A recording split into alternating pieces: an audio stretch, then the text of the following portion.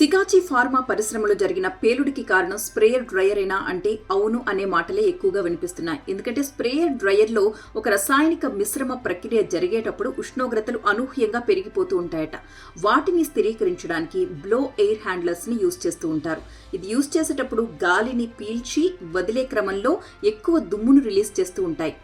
ఆ దుమ్ము ఈ బ్లో ఎయిర్ హ్యాండ్లర్స్లో స్ట్రక్ అయిపోయినప్పుడు చాలా తరచుగా దాన్ని మెయింటైన్ చేస్తూ ఉండాలి, క్లీన్ చేస్తూ ఉండాలి. ఒకవేళ క్లీన్ చేయకపోతే ఈ బ్లో ఎయిర్ హ్యాండ్లర్ సరిగా పనిచేయవు. అప్పుడు ఈ స్ప్రేయర్ డ్రయర్లో ఉష్ణోగ్రతల్ని స్థిరీకరించడం అనేది సాధ్యం కాదు. ఇక్కడే పొరపాటు జరిగుండొచ్చు అని అంచనా వేస్తున్నారు పరిశ్రమల శాఖకు చెందిన ఒక సీనియర్ అధికారి. అలాగే మరొక వాదన కూడా వినిపిస్తోంది. అదేంటంటే స్ప్రేయర్ డ్రయర్లో ఈ ముడి పదార్థాలని శుద్ధి చేసే క్రమంలో హైడ్రోజన్ పెరాక్సైడ్ ని యూజ్ చేస్తూ ఉంటాయట కొన్ని కంపెనీలు. అయితే ఇది నిబంధనలకు పూర్తి విరుద్ధం అంటున్నారు. ఒకవేళ హైడ్రోజన్ పెరాక్సైడ్ యూజ్ చేసుంటే ఇంత పెద్ద స్థాయిలో బ్లాస్ట్ జరగడానికి కారణం అది కూడా ఉండొచ్చు అన్న వాదన కూడా వినిపిస్తోంది.